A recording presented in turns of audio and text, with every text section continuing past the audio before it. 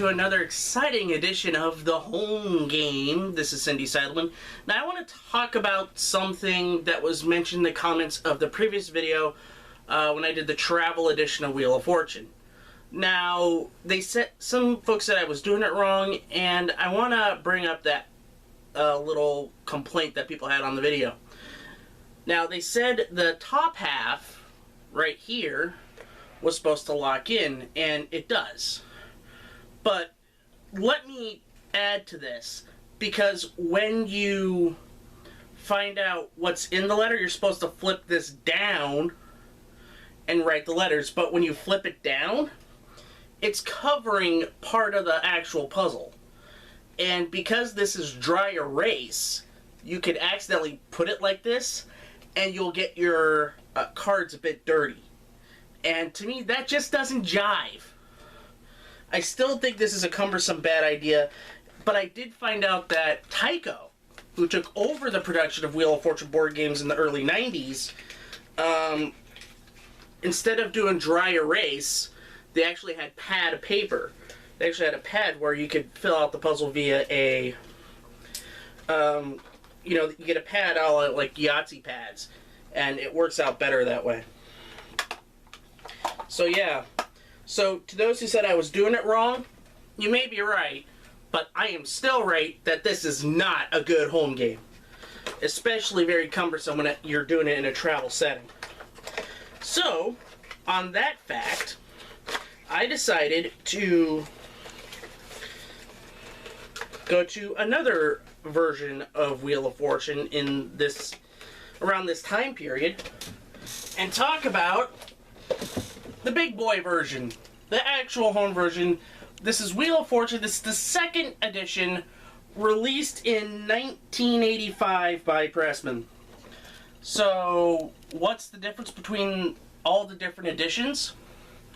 Well, from what I can gather, there's new puzzles in most of them, but the base game is kind of the same. Now, and I'll explain more when we actually bust this thing open. And we are going to do that right about now. So here it is. This is the second edition, the full big boy version. Now, you have to take a look at the wheel itself. I've never seen this wheel configuration at all. But it's a nice hand-drawn, even with someone who kind of actually looks like Vanna White. Or at the very least, the CBS daytime version of Vanna White. But anyway, be careful of the light reflecting. Yeah, this is a bit tattered because it is old. Now, one of the first things I want to talk about is the wheel itself, which is a perfect representation of the round one daytime wheel from around this time period. It's okay. But the problem is when you get to rounds 2 and 3, this is something that the deluxe version fixed, that they would cover up the wheel so it would actually look like the rounds 2, 3, or even 4 wheel from that time period in the syndication, 86, 87. But still, for the second version, this is perfectly acceptable as a wheel. What grinds my gears, though, is that when you get the 4th and 5th editions by Tyco and Pressman, from Tyco in 92 and Pressman in 1990, it's still the same wheel. They didn't change it at all. And you would have to figure that the folks at Pressman could at least change this to better represent the actual wheel. And since they came out with the deluxe edition, which apparently sold really well, they could do a third printing of the wheel of that deluxe edition and come out with the $3,500 space and all the other spaces to put into the wheel. Maybe even some prize wedges and stuff like that. But that's a minor complaint. But for this base second edition, it actually is pretty cool. So you would play it like this. And here's the board itself. My edition is a bit tattered. And I'm missing one of these edges right here, which is supposed to slide in to the back, kind of like that, to set it up. And all you do is put the board in here.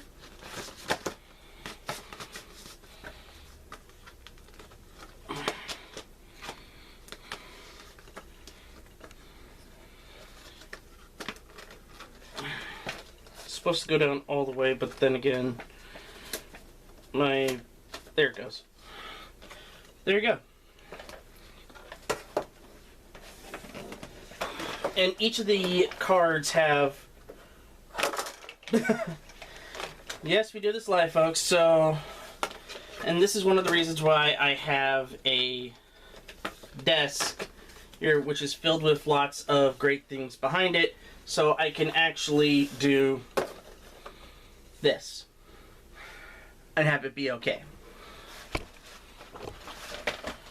But with this version of Wheel of Fortune, you have all this wheel money that you give out to people at the end of the game, which I kind of find this money a little bit frivolous.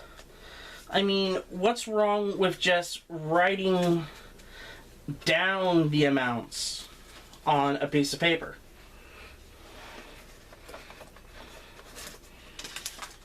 And while I found this, there's this $10,000 bill. This was coming from a different game. I think this is from like Payday or another Pressman, or is this Milton Bradley money?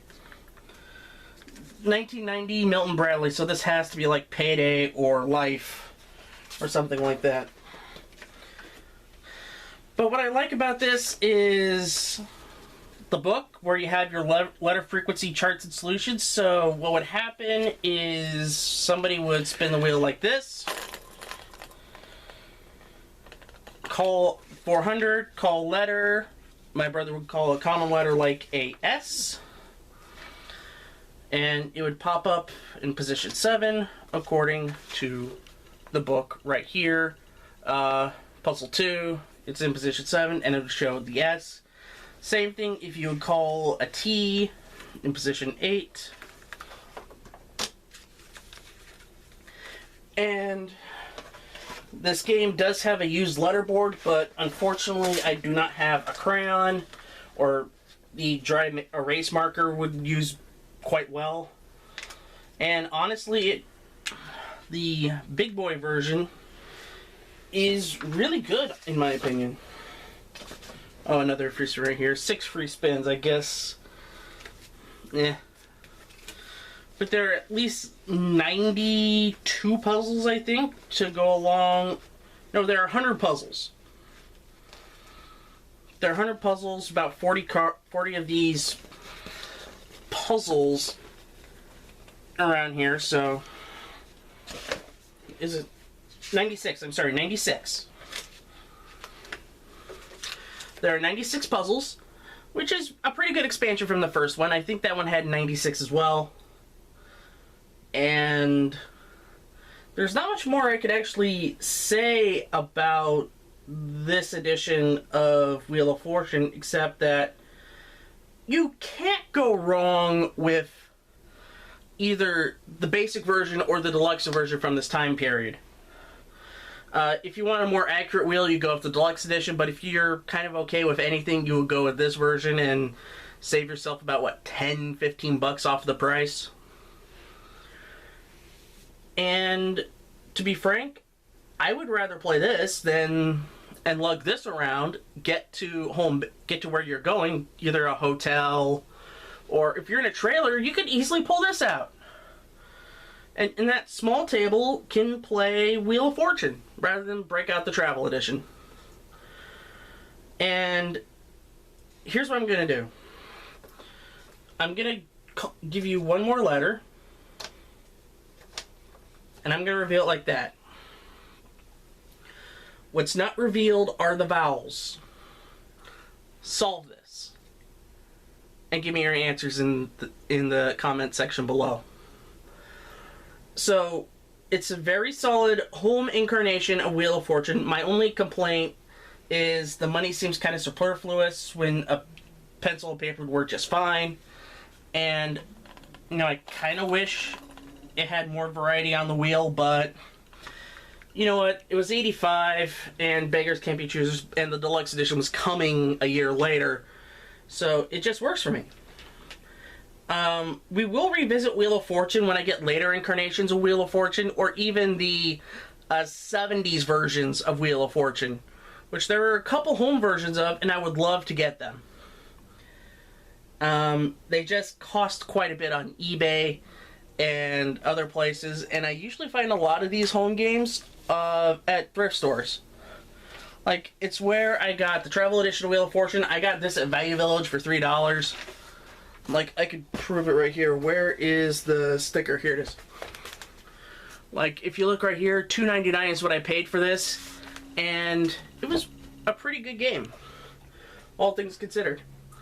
And that is going to do it for this incarnation of the home game. I think next time on the home game, I have its sister version.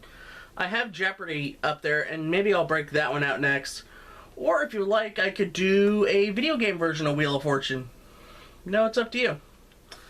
Well, that's going to do it for this incarnation of the home game. This is Cindy Saddleman. If you liked what you see, give us a like, subscribe, follow, turn on the notifications for new videos upcoming.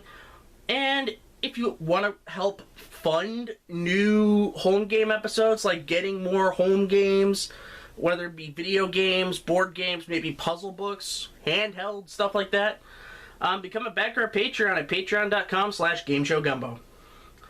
I am Cindy Saddleman, and until next time, bye bye.